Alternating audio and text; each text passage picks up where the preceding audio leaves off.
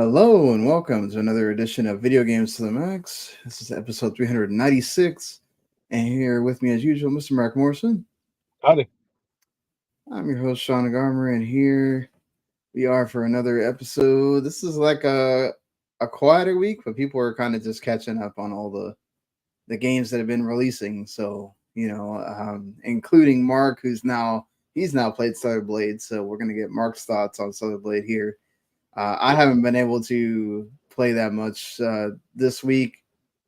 It's the last week my grandma's going to be here. She's going off to Arkansas. I don't know if she's going to come back or not, but we've been busy kind of just getting all the stuff ready for that and, started going to the gym again. So that takes up time too. So probably next week I'll be able to get back into like a rhythm of playing and have more time. So, but thankfully Mark's been playing it, so we'll get to talk about that. We'll talk about the ID at Xbox showcase thing as well. The big loss at Square-Enix and what that's might mean for the company going forward, and some of your favorite games. The shocking closures at Take-Two that I don't think anybody expected, especially considering that the games that they have in those studios there.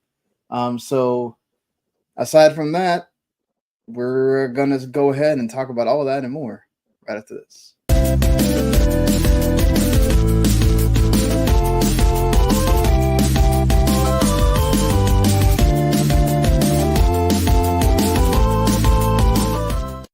You are listening to Video Games to the Max. All right, so let's go ahead and get this out of the way here. Do the housekeeping. So if this is your first time listening or 100th time listening, we do appreciate you. We do this live around this time, like 12:30, 1 o'clock on Fridays, unless, we have to do another day, but we try to make it on Fridays at least. And yeah, you can watch live on YouTube, Twitch, the Facebook, all that stuff, Twitter, W2 Network, on my Twitter, or you can listen later on podcasts as well. So if you like just listening on your podcast whenever, it'll be in the feed a little bit later than on YouTube, but it should show there pretty quickly. And then it'll be on demand on the YouTube channel, which if you subscribe there, hit like, follow, all that stuff, you can then get the other stuff that we do, like the Rather Broadcasting folks that do all of the entertainment stuff. So if you're big into like the latest movies, keeping up with those, they do that. Latest TV shows, so they did their own Fallout show review over there. They just did the Ministry of Ungentlemanly Warfare, and then of course we got Todd Takeki. It does like the latest anime. That so if you like keeping up with like the new anime that comes out every season, they're your ticket for that as well. Or you can just go subscribe to each one individually on podcasts. Just look for the shows there and do that. So that's gonna do it for the housekeeping. Let's go ahead, I guess, and get into what we've been playing, which is really just Mark. But you got to play Stellar Blade now. Yep. What you think? It's pretty good. I think the starting area goes on for too long, or they should get you into the city quicker, because that was like 5 hours. So, yeah, all right, let's move this along a little. But it's really good. Did you ever see the movie Battle Angel, or that Alita movie? Yeah, I love that movie. Yeah, that's about as close as we're gonna get to a sequel in this thing. I think James Cameron said he actually does want to make a sequel. I don't know if that's going to happen or not, but he said he wanted to. He says a lot of things. So yeah. But I just unlocked, like, I basically did the first area and then the second area, the like desert. So now I have to hit the third area. But like I unlocked like the double jump, which is helpful, and I unlocked a different roll where I can do like a double roll, which is good. The double jump twirl thing that she does. Yeah. I wish there was more. You haven't gotten to it yet, I don't think, but there's a pretty bad stealth section that I just did where, like, you don't have access to your blade, so you just have to use your gun. Oh, that's the survival horror type sections, yeah. Yeah. That's not fun. You don't like those? I mean, it was easy enough, I guess, but it's just like this is weird. Like, and there's actually one part where I kept dying because you're like locked in a like laser cage or like a laser arena, and I kept Right. accidentally like one hit on the laser and you're dead, and I kept accidentally dodging into that because I'm trying to avoid enemy attacks. Uh, but yep, I actually like I'm at a point now where I have like too many skill points. Like I haven't Yeah. unlocked everything on the menu or the skill menu, the skill tree, but it's like I don't care about the rush attack at all. So I don't dump points into it because it's like, well, I don't use it, Yeah. so who cares? But I have there's like two like locked trees, and I'm like, can these open up? Because I have like 18 skill points that are just kind of sitting here. Yeah, I think you have to like just kind of unlock, because it's all based on the skill tree. You have to unlock stuff even if you don't want to necessarily, No, just to no, I get to meant like those. two like locked like big trees, like completely. Like Yeah. Well, they got to make you get some stuff for progressing later in the game, so it kind of makes right. sense. Yeah. Uh, I mean, but it's good because then you can just unlock them as soon as they're available instead of, oh, well, now I got to grind more points or right, yeah. So whatever. yeah, now I'm just saving them. Yeah, the costumes are all cosmetic except for like that one, I guess. But I think I have access to it, but I haven't used it. Uh, but I'm wearing this like Oh, you mean the dumb. skin suit?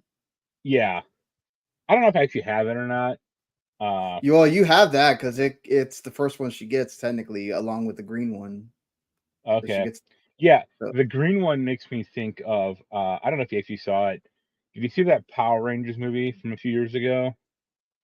the one where they all like they came back No, or different one. the one Okay. that actually came out in theaters, like when they had new Oh no, I cast. didn't see that. No. Look it up because the initial suit she's wearing makes me think of Rita Repulsa from that movie, Elizabeth Banks. Like she's like wearing like the same like Oh, okay. green outfit, which is like Yeah. really funny. Oh, okay. Uh, Now I know I mean, I've seen the trailer, so yeah, I know what you're yeah, talking about from there. but I Uh, like it. I don't know if 100% it or anything, but I really do like the world. I actually think the story's fine. Like I know people are like bitching about that or like it's hackneyed or it's predictable. But it's like, well, so what? We don't get a ton of these games out every year, so I'm happy with it already. yeah, and I mean, I get it when you're talking about like other games that have better stories. This is not like, I mean, the characters are not very emotive. It's kind of just feels very, kind of bog standard. I could just kind of skip a lot of this, Yeah, and that's not great. Like when the best thing people say is, "Oh, play it for the combat," and then we got to wait till like the last 5 hours when it all comes together, and it's like, I mean, obviously the combat does a lot of heavy work there. It's great combat. It's fun boss battles. It's all that stuff. Uh, I don't know what you think about like the side quests. I like I those a lot. Or yeah, like yeah, I think it's fun just kind of exploring the world. Actually, I'm kind of the opposite. Like the combat is something to kind of be uh just dealt with or but I like right. like the story and like the city and stuff a lot more than because I'm still not great at like the actual basics of combat. Yeah, no, I mean, I'm not saying that it's just I think it's more about people just there is stuff there, right? Right. To keep you like hooked in. Yeah. It just you're not it's not going to be the story, right? So and that's fine. I mean that not every game has to have this amazing Well, freaking, I that's the thing. I think for most people it's not the story, but for me it's good enough. Or yeah, yeah. I like it so far. So Yeah, I I think it's like funny. the Yeah. I just like that they give you that ability to like explore stuff because that they have that kind of just standard side quest that you get off the like notice board thing, You're right. and And then then they're they like more have slightly the more the involved ones side quests when you talk to people. exactly, yeah. Like So I mean that's good. I unlock like the haircutting salon or like What do you think I'm about the guy that does your hair. It's definitely It's funny different. because he looks like the most like aggro guy in the world, but he's not. Yeah, he's not. And then it's like, I Also- mean, you can't forget the face either, or the no face. right. That's what I mean by like battle, like that Alita movie, because a lot of the Yeah, robots in that were all fucked up, and it's like, yep, this looks I like love the that. fact that they have like so many different nativa too. Like you think, okay, the ones you get at the beginning, okay, you'll get like different boss battles, but it's like, oh, we're gonna just fight these, and then they actually have so many. I think they made 34 different ones. Right. Like that's pretty great for this being like their big first, AAA studio or kind of release. Yeah. So I how far did you get into it so far? got into it like when you get to the city and you start going, like you're getting the ability to go on the side quests that are longer. Okay, so okay. Yeah. Remember that that one part we have to go to the information of the Hall of Records, and it's like in a flooded zone. Yes. Yes. You can actually like I got a quest actually to like drain the water. So like you can actually explore all that crap like underneath, and I thought that was kind of interesting because you'd expect that to just kind of be like a static level or a static zone, Right. but it's not. No, Like, and they do oh, that too, where like you can go back and so like those code boxes that you can't open, right, yeah, but I've you'll done a get few of side those. quests Yeah, to go back and get those, yep, I did some of and those I think that already. that's cool too. Yep, So it makes the exploration worth it too, because you can find so many things. It's not just like, okay, go here, fight thing, go. It's so like right, actually spending time in the world feels like it's worth it, and you're getting something out of it instead of just kind of playing through. So I would still say, like, the demo's there, but it's worth the $70. I've been enjoying it for what I've played, and like I yeah, said, it's not my kind of game usually, so I think that says a lot. I know you're more familiar with the kind of combat and stuff like that with these, but yeah. But it's it's traditional. It's like a weird blend of like Devil May Cry or like Metal Gear Rising and then Dark Souls. yeah, I mean, and that's good. Like you can make this its own genre, I guess, if they want to. Right. Um, so I think this is super positive for them. Hopefully, this keeps going forward for them. You get more as time goes on. I'm sure this will go on a sale later and everything. So it'll probably just help Yeah. moving forward. But yeah, we'll keep playing it. I'm sure as the weeks go on, and hopefully beat it, and we'll get to, like, I guess, give a final Yeah, I thought heard it's on it kind of when you're it's wrapping actually up. kind of a long game if you want to do everything. So Yeah, it's like 30 hours if you want to. I think it's like 50 if you want to do everything, and then 30 just to kind of get through most of it. I know right. people that are just going from point A to point B. I think I saw like they were beating it in like 13 or 14 hours, something like that. And I was like, well, okay. I mean, I get it if you need to beat games quickly or something, but I don't see why you would buy a game just to just plow through that and not experience it. But hey, everybody Right. plays games differently, so it is what it is. Yep. Play any more No Rest for the Wicked or anything, or Nope. All nope? Blade because Also, good. Okay. I want to play something I actually want to play as opposed to something I have to Yeah. play. Well, yeah, that's true. Always better to play stuff you do want to play. So I guess that'll do it for us talking about games we play here. So getting into the news stuff. The one that made the most noise is, at least for my timeline and all the RPG folks, Square Enix lost some big money on content abandonment um, losses. Yep. Approximately 22.1 billion yen, $141 million. That's not anything to sniff at all. This, of course, to be fair, this is what the new person in charge has been saying, that they're spending too much on things that don't make them a lot. So probably unfortunately, if you wanted a sequel to Harvestella or Various Day Life, or I hope not, but possibly even like the Star Ocean remasters, or I mean, I don't know how well that did, honestly, but that was actually a good one. But just because something's good doesn't always mean that everything is going to sell.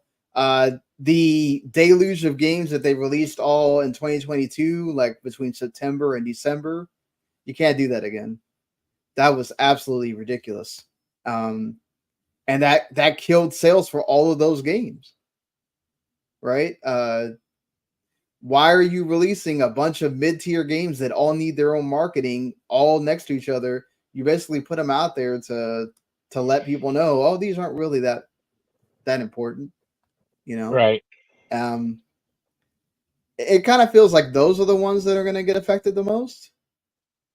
I know some people were worried that Dragon Quest Remake 3 and the Final Fantasy IX Remake, that we don't even know if it actually, I mean, it's a lot of conjecture and a lot of rumors and a lot of, hey, we pretty much know it's there, but they haven't announced it. What do you think this means for Square? Just basically we're going to drop the duds and focus on the big hits, or? I mean, I don't think they necessarily should, because even their quote unquote big hits, there were reports that those didn't sell too well. Like Rebirth had like half the sales of remake. Yeah. We talked about that last week, why that might. Yeah. Yeah. And I mean, I think they also tend to okay a lot of projects that they don't think about, like that Foam Stars game. It's like, who asked for this? Or, like, I feel like it's them trying to capitalize on that. Yeah, but like I don't think this, like, it's been proven time and time again that what happens in a Nintendo console doesn't necessarily translate to other consoles. Right. So them just going like, oh, we can make that. It's like, no, I mean, technically you can, but if the audience isn't there, then why bother? Yeah. And I also think it's weirdly, like, I think it's like they don't give people necessarily what they want. Like, I think, for years people have been wanting like a Parasite Eve remake, and Square's like, no, fuck you, we're gonna make Star Ocean. Holy crap! My whole closet just came apart. That's amazing. Cool. And I got it on tape. Okay. Or like God, it didn't spill out in front of me and knock the computer over. Yeah. All or right. like that Saga Emerald Beyond game. It's like, I'm sure it's fine, but how many people were wanting for that? To be fair, what has it been? Like Scarlet Grace came out a while ago. Yeah. It's not like they just had a Saga game. Well, like, I think my bigger point is just like they don't, they should be more selective what they want, but they should also try to give people what they want. Yep. I mean, the thing is, like, they can only. I know that they have a lot of Saga people there at Square right now, so like that's kind of why they're going after that. They did all the remaster. They ported all those games, or most of them, Right. into the new systems, right? This is 2016, looks like, but yeah, so we're talking about 8 years from one Saga release to the other, so that's kind of fair. It makes sense why you would release that, but yes, I don't know why we have Harvestella. Was actually an interesting concept of trying to meld like Final Fantasy and the farming sim. It just it kind of needed, there was stuff missing and quality of life stuff that probably would have made that game a lot better and more tolerable for a lot of people outside of the just farming sim stuff. Right. And yeah, man, it sucks to see that probably your your favorite, like, lesser loved game is going to suffer from this. But this will teach them to kind of appreciate the stuff that is doing well that maybe we think is small, right? Like the Team Asano folks said that they are going to be doing more games, right? And we're worried about them not doing a Traveler 3, or I don't know if they'll do a Triangle Strategy 2 or something like that, or another Bravely Default. So it's good to know that apparently that team is well thought of. The lead person got promoted and everything. So I don't think Dragon Quest is, I mean, other than Dragon Quest being in trouble because of what they've already said, development issues. And obviously, I don't know how much Toriyama's work was ongoing at that point before his untimely passing. So, but then you had the Dragon Quest anime game that was just kind of put out there. I mean, they made a big deal about it, but it didn't do well. That kind of makes sense. But then, it's those kind of things that, like, you have to know that you have to see that there's a want for that, right? Do people really want this? See, I don't know. Forspoken is another thing that, like, it's awesome that there was an opportunity for a game like that to get made. Now look what happened to the studio. They had to get, merged into Square-Enix proper, and that game got really bad press. It's actually not a terrible game. You liked it. Yeah. I still want to play it at some point. It's just, unfortunately, didn't meet the expectations that they have extremely ridiculous expectations as well at times. But for them, I kind of get it, right? Like, you can't just keep making a bunch of other things, but, like, it would be nice if, is there going to be, like, actually go through your catalog and figure out stuff that people actually want, like you said. Yeah, that's what I was and saying. That, like, you like remake Parasite Eve. Yeah, I think a new Vagrant story would be cool. No, personally. Yeah. And finally make Ehrgeiz 2. God bless the ring again. Isn't that technically Dissidia? No, because Ehrgeiz is good and Dissidia is not. Yeah. Would we get something like I can't think of it now, the Final Fantasy with Chaos? Would we even get something like that now? Yeah, Strangers of Paradise, because of this, look, 14's not going anywhere. We know we got 7 Part 3. Hopefully it doesn't mean, I mean, we'll get Final Fantasy 17 down the line. I'm sure Dragon Quest 12 is still, there's something wrong with that. Dragon Quest 3 remakes happening. That we're probably too far along with that to canon, I'm sure. Right. But yeah, this is actually a good thing, I feel like. I think they're going to, like, prepare projects more before they start just going in development with it and going, this is actually going to sell well, or hopefully they learn that, marketing is important and you can't release things all bam, bam, bam. They're going to get less releases from them, but hopefully they'll all get their time now instead. Well, they can't, now they just can't blame everything on the American games or the Western games for their failures. So now they have to look at, like, their own stuff. Yeah, everything is now, basically a big, some kind of known quantity for the most part, but it sucks for, like, the Valkyrie profile, Valkyrie Elysium type stuff. How Star Ocean. It was nice seeing, like, a new thing like Diofield Chronicle that now is not going to get a sequel probably, or they won't do something like that again because it didn't do well. But also, like, are you looking inward and saying, well, we did that game a disservice? So hopefully this new guy that seems like he has a good look towards the future for Square is really going to kind of push them to, let's focus on quality, not quantity, and get good stuff out for Square. And they already said, probably aside from Rebirth, they're not going to do these exclusive deals, it seems like, anymore. They're going to try to kind of put it on everything so they can get the most out of the sales. So that's another thing that helps you as well, right? I don't know. Like, I don't think we need to rehash it, but I don't think that Rebirth and 16. I think not being on PC day one is hurtful. I don't know necessarily that not being on Xbox is like that No, hurtful for them. But also I'd rather the game come out faster and then you take later for the PC release than the game takes a year longer to make because we also have to have it come out on PC at the same time. Square can also kind of do the math, even like the old like Kingdom, like look at like Kingdom Hearts 3. Be like, okay, that was on PS4 and Xbox One. How many copies did each platform? To be fair, that game Xbox had never had Kingdom Hearts. So like you're gonna tell everybody, oh, we gotta quickly play through all these other games before Kingdom Hearts 3.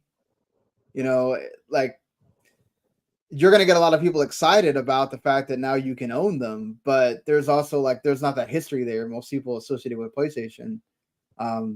So the same for Final Fantasy 7. So well, yeah, but I'm just saying, like at least Final Fantasy has been on Xbox before. They made that big effort of putting a lot of the old games on there. right. So like the 7 remake series not being on there is a big deal. Or for Xbox not being at 16 not being on there is a big deal for Xbox. They just now got 14, even though it's got its own issues, right? So yeah, this is something that obviously is going to take time to play out. I don't know if we're ever going to find out what some of these canceled projects are. It would be cool to find out if somebody ever, did figure it out. Yeah. But yeah, it will probably take some time before we get that, if at all. So, but yeah, that's going to be further down the line for sure, probably till we see like fruits of it. But at least it's good that they're doing this. On the other side of things, unfortunately, the trend of this year continues with not only the Deliver Us from Mars team getting laid off, which that's really unfortunate. Yep. Both of those games are Deliver Us from the Moon and from Mars are kind of well thought of by the people that played them. It sucks to see this, really. Right. They said that they tried everything they could to kind of keep the people in, but right now it's just. I can't imagine those games like huge sellers, so it's not. No, it's not. Yeah, it's hugely surprising necessarily, but still a shame. Yeah, definitely not. The biggest one is Take-Two. Not only, we talked about previously that they had laid off like 5% of its workforce, but then they just announced all of a sudden that not only is it just laying off people, they are closing studios. So they're closing Roll 7, which is a team that just not too long ago made Rollerdrome and Ollie World, the two well thought of, wonderfully loved indie games. Really sucks to see that. And then Kerbal Space Program 2, which was still in development, that studio that's involved with that has been closed.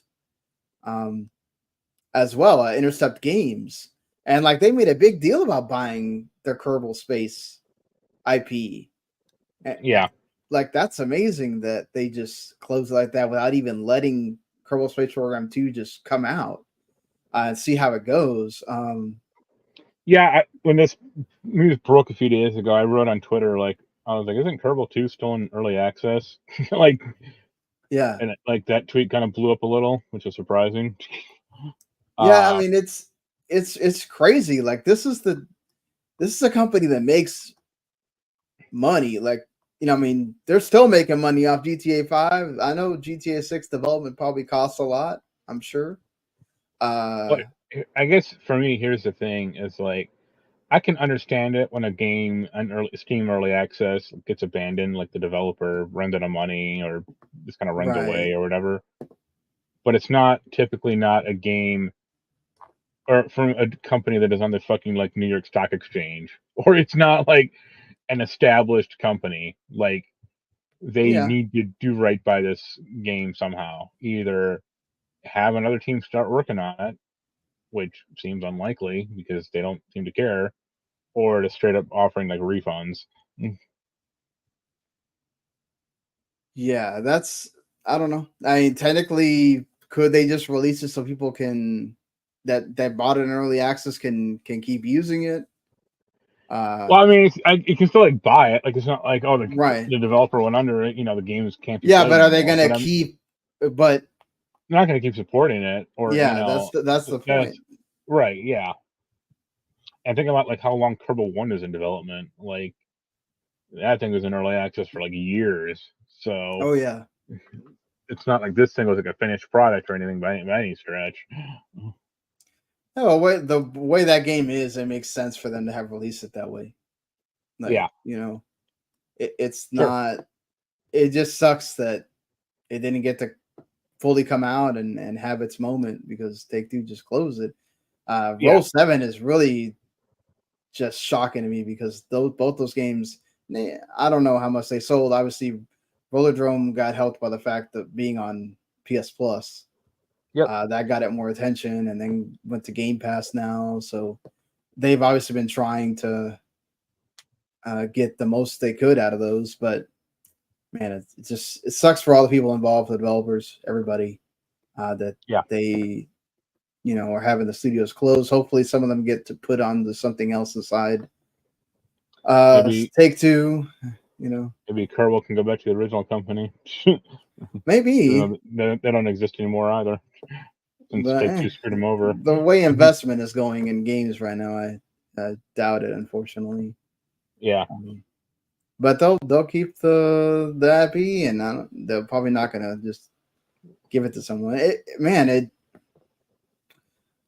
Whatever. It's one of these where it's unbelievable that a huge company like this just does that. Like, and man, but I guess the same thing like Sony, right? They closed the London studio, that one, the UK studio, and all that. So we've seen this with some of the bigger names. They're closing studios. They're laying off people. I mean, I guess we shouldn't be surprised, but this just kind of hit like a wow. Okay, that one was kind of interesting. All right. Speaking of indie stuff, ID at Xbox Showcase happened. They did show off some of the bigger games, like the 33 Immortals, which kind of looks like Hades but co-op, and more stuff for Power World, and which includes that, like where now you can fight with the pals, make it even more like Pokemon, and stuff like that. So it's like almost like a Pokemon Stadium type thing now you can do with them, which okay, cool. We kind of had to feel like that was coming. There's gonna be a Jackbox Naughty Pack now, which I'm sure that will be a lot of fun at parties. Anything stood out to you, or? I tried to watch the thing. I thought it was like really distracting for some reason. Like the actual showcase. I don't know why. Maybe just like how IGN presented it is just weird. But that Cyberpunk game looked kind of neat. That like turn-based RPG thing. Yeah, I forget the name of it, but because they had a bunch of crap they were showing. Yeah, they showed a heck of it's a Key lot. Locker. That was it. Key Locker, okay. Yeah. Did not think Tales of Iron was going to get a sequel, but it's awesome that it is. I actually like Tales of Iron. That's like the game where you play as the like rat, and it's a Souls like, which is Dungeons of Hinterberg keeps looking awesome every time I see it. So very excited for this. This is one of the games I'm actually really excited about. So yeah, glad to see it got more time. Vampire Survivors getting more stuff expected, but every time they do, it's like, wow, okay, we're just doing more. I like how they made the joke about, they may have a quadruple A game going on too. Yeah. Anything else that stood out to you there? Not really. Or, a lot of it seemed okay, but maybe not personally my bag. Sulfur is another one too that stood out to me a lot. I like those like old school like action adventure kind of things. So it definitely wants to go check out. Like I'm sure that they have trailers for a lot of these that you can go watch without having to watch the whole showcase. So It's Scott saying the live sections are pretty cringe in the showcase, but it wasn't too egregious due to its length of time. Personally, it's kind of like the PC gaming one where they try to be too funny and too Right. silly, and it's like sometimes it's like, really, guys, these jokes feel like they were from a decade ago. Like, just sometimes it's okay to just show trailers and we're good. We don't have Right. to. So yeah, let's see.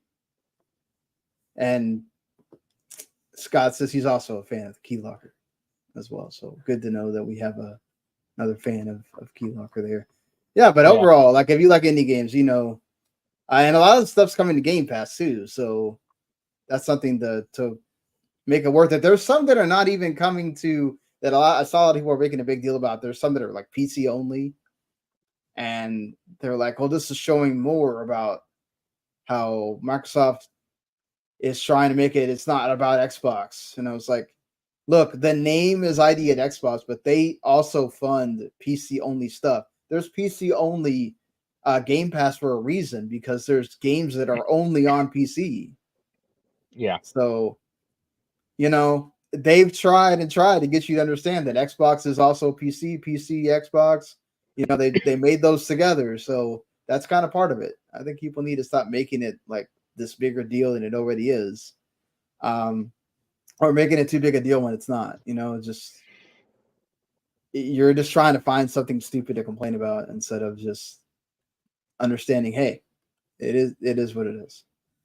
Speaking of Xbox, though, there is a new the Starfield expansion is going to be coming in the fall.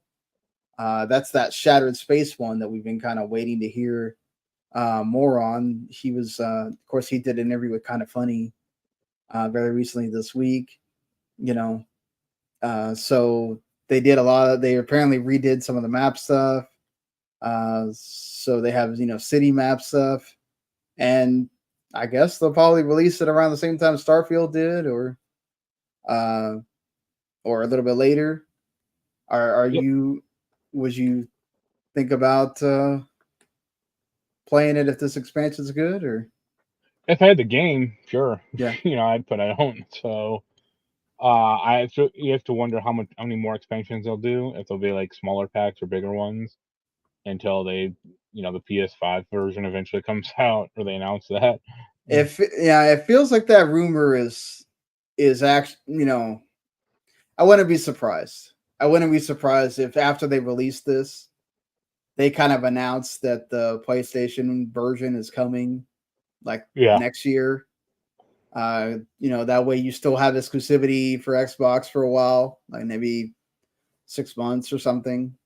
And then in the middle of next year, they have it come to PlayStation. And I the way that the Fallout games have been selling everywhere, I think, especially considering it's a big Bethesda game, the Todd Howard game. I know. Listen, I'm with you. I'm with you for the Xbox people that if you want to sell your console, having exclusive matters. They still want to sell consoles, but Xbox has made it apparent that consoles are not everything for them. They want to make money, and eventually, I think you're gonna have to put one of the big hitters on PlayStation to really see how much you can do. Because okay, cool, Hi-Fi Rush, Grounded, Sea of Thieves, Pentiment, I'm sure they'll all do fine. I'm sure Sea of Thieves will have wonderful numbers or has wonderful numbers already.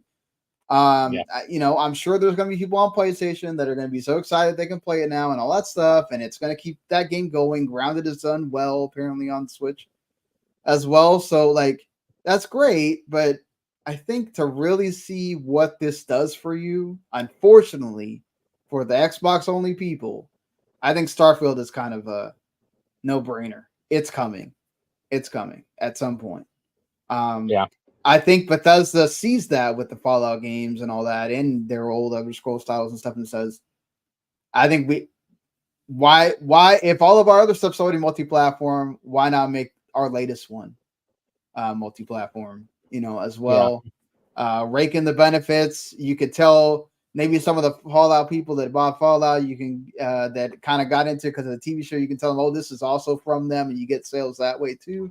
I don't know if there's going to be that much correlation when it's two different worlds, but yeah, I just feel like that's a no-brainer. Now, the rest of the stuff, the Forzas and Halos and Gears and all that stuff, I don't know, but I think that definitely is, Scott brings it up that I'm sure the Fallout getting a lot more traction on all platforms with the TV show helped with that mentally too. Yeah. Todd Howard talked about it. He said he didn't even know they expected it to do decent. All right. Like they expected there'd be some numbers happening with the games, but not this, right? Not the second most watched show on Amazon Prime ever. Like, behind the Lord of the Rings thing, which is depending on who you talk to, is not that great. So it could literally be the best thing that's ever been on Amazon Prime. And that's a credit to everybody involved with that. So of course it's going to explode the games, and of course, yeah, that definitely helps them. I'm sure, like we talked about a bunch of times, everybody is scrambling to figure out how the heck can we put it out a new Fallout thing now. But putting Starfield out on more systems would definitely help with that than just Xbox or PC. And having that DLC, if it does decently on Game Pass or Xbox, whatever you get it on, or PC, I'm sure it will do heck numbers on PS5, especially if it's well received.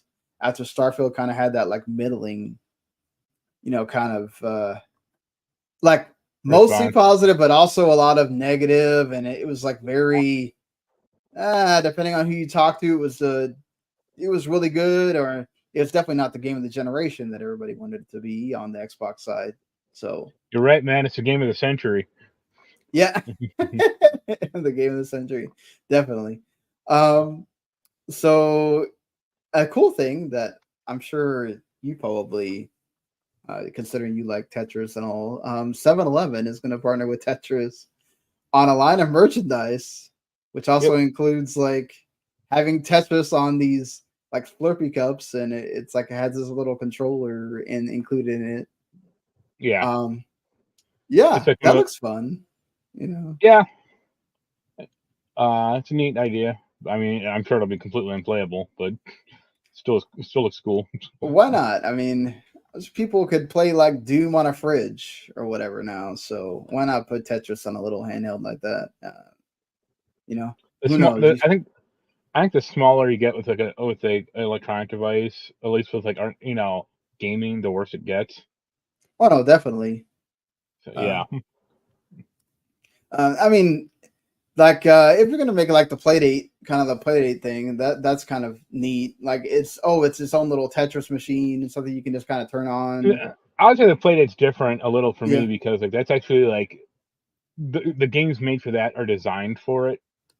But like all those like little arcade cabinets, like you can buy Galaga, and it's like a 8-inch arcade, 8-inch arcade thing you put in your desk, or stuff like that. It's like, this is unplayable. Like I feel like I'm gonna break out the stick on this thing, Scott says if Tetris is not running on my watch in the future, what is even the point of advancing technology? He's not wrong. Like that's true. We just want it available on everything. Let's do that. I mean, it also gives Tetris like merchandising and stuff too. So that's good to see. Why not do this? Let's see if it makes you some money, because it could. XDefiant has got a release date now. It's apparently going to go live on May 21st. After it failed certification in September last year. Yeah, it feels like it's been delayed over and over and over. And don't put it past Ubisoft to delay it again. Right. They did it with Skull and Bones. Yeah, they got to kind of follow the money from Skull and Bones. So. Yeah, so the preseason is going to start on that May 21st, and it's going to last 6 weeks before they have the first proper season. Players are going to have access to 14 maps, 5 modes, 24 weapons. Okay, I mean, people that I've seen, the people that play it says it feels a lot like Call of Duty. So. I don't know anyone who's interested or cares. I do, but again, it's that crowd, right? It's the crowd that likes to play all the shooters.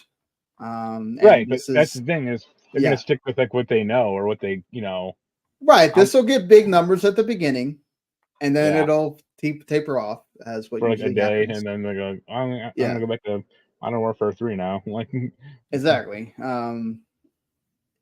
Hopefully it does okay for Ubisoft. It is free, so that means yeah, more people can play it.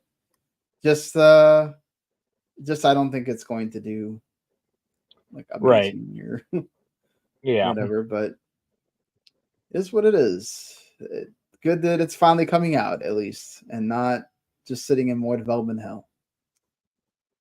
yep, Although I don't collect these anymore, even though I did go to like we have like a Japan sort of focus store right, in Kendall, and I went with Anaya and a friend, and there was so much stuff there, and a lot of it was still like anime Funkos, and I was like, holy crap, they went this far with One Piece. Thank God I don't collect these anymore. I would have gone nuts buying all this stuff. Even though now they have those like little small figures that could actually fit on my desk, and I'm sitting there mentally pulling myself away and saying, no, nope, we're not going to right, start this. you know, uh, but still, Funko Fusion, the latest game. If y'all remember the Gears Pop thing, yeah, the latest came and game went. game Funko is making is going to come out September 13th. It's going to be on everything basically. This is from that UK studio 1010 Games, and this is has people that were including the previous founder of the Lego games, the TT Games folks. Right. I mean, it looks fine. like, I watched the yeah, trailer. Like, all it's the problem that I always bitch about with like the Lego stuff. It's like, okay, you get all these like, and I guess Lego Dimensions actually did fix this a little, but like you get all these properties together, but you don't have they had no voice acting at all in this thing, right. and you damn sure know they're not going to get any of the actual actors. I mean, that would balloon the development costs by Right, a but it also ton. get me. That's a reason why I'm not interested in this stuff is because like they just cheap out, or it's like I don't need to have 200 different uh franchises in this thing. I'd rather have 5 that are actually well represented than Well, you might as well tell Funko that that's what they are. They just right. pour out all these franchises until I don't know when it's gonna hit south for them, Yeah, but they I somehow really keep making bigger and bigger deals to get. I yeah can't like I seriously when the Pokemon stuff started, I didn't think they were gonna get that far, and yeah now they've done so many. I'm just like, wow, Nintendo really let them just do that many. I guess they sell so well, why not, right? yeah But it's incredible how much it feels like they are just overdone at this point, but then they still keep doing it and keep selling. So I guess props to them. Hey, if this makes any money, I'm sure this just helps, right? Like there's development costs, but that's why they cheaped out because if this makes anything, if this catches on at all with, let's say even a third or a fourth of the Funko fans, or people yeah that are just fans of these franchises that are in this game, it could help, right? Will yeah. it probably be a good game? Probably not. But I actually think it'll be fine, but yeah, it'll be perfectly like passable. But it'll probably be like a Lego ripoff, or got to buffed yeah, up the environment to get not bolts, but but some other currency, and you can build new stuff somehow with that. right. That's what they want to do, though. That's why they brought in people from TT Games. They just want to make something like that. Those games do well. Maybe you get the kids on it, and you're sold there. That's good. Yeah. Limited Run is going to sell CDR games No, now, that or they yeah, they sell, already have sold CDR games, and right? people are pissed. Uh, people getting pissed about stuff. This is What is more. it? This is at least like with a good reason. Like if you Yeah, buy something and it doesn't work in your system, you should. Yeah, that's not cool. So explain this to me, like why? So they're selling it with like the readable. These are the readable discs, right? Well, like there are differences between what Yeah. CDRs, and then what they call pressed discs. Like those are like discs you'd actually like if you go into a store and buy a CD. That's what you get, like a pressed disc. Uh, and CDRs are cheaper, but they don't work in 100% of consoles, Right. No, definitely especially like don't. 3DOs. Which there were of a few different varieties, and they're also 30 years old. Uh, Yeah. I mean, they would have had a better shot of just saying, "Oh, this is not for the gaming, or not for actual game. This is just a display item or something like that." Yeah, exactly. But Because if you have the wrong 3DO that can't read it, yeah, and I guess then they've had other issues where they've sold. I think it was like a Monkey Island anthology and some other thing where they just burned it to like a DVD-R instead of having like an actual wow. like disc, real disc, and like it had problems installing off that. So I actually think a lot of it is when Embracer bought in limited run, like quality Right. control into shit. And Well, they just yeah, exactly.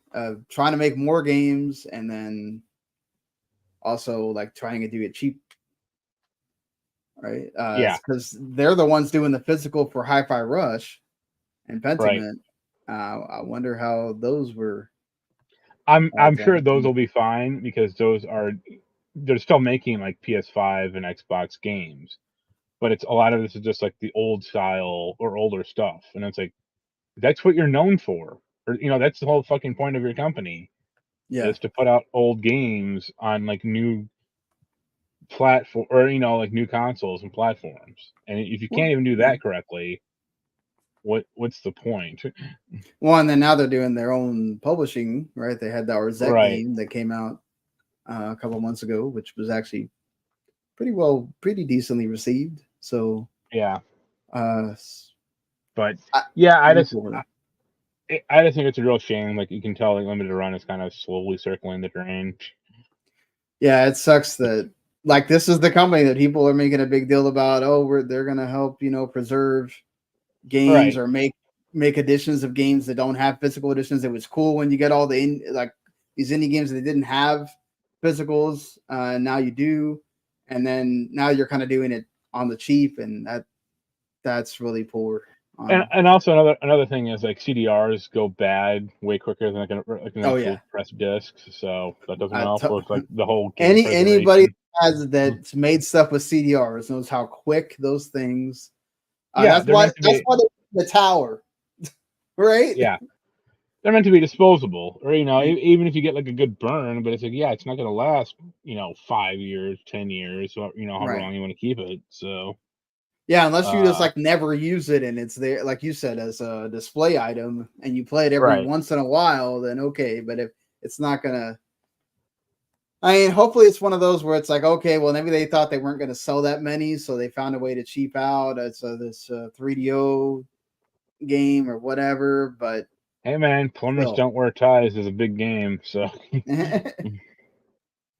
But anything else you wanted to mention here? no, that's about it. Or I don't think any of us watched that Knuckles show. I may I try at have some not. point. I meant to, and I started watching something else and got onto that, but I'll probably try to make a Yeah, bigger effort to watch it. It is certified fresh. It seems to be doing well. I think it's the most like watched thing on Paramount for yeah, that's not well, hugely surprising, but I yeah, mean, yeah. Yeah, exactly. It doesn't say much because it's not like Paramount outside of sports is like this huge. They're again, I think I've mentioned a few times, they're like hoping and wishing and everything that like Peacock will do this merger so all that right, CBS can kind of get rid of it. yeah.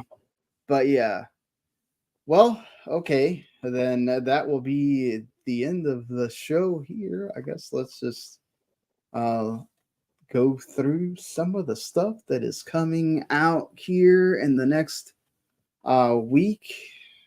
Some of this next week is going to be like the big one for the the indie games. Like everybody decided that they wanted to release on May 9th for some reason. So that is kind of what's going to happen. Or a little bit before that, May 8th, Indica is coming on the 8th. That's getting some decent reviews. And I'm sure it will get a lot of ho-hum from the indie folks. Animal Well also coming. That'll be on PS Plus as well.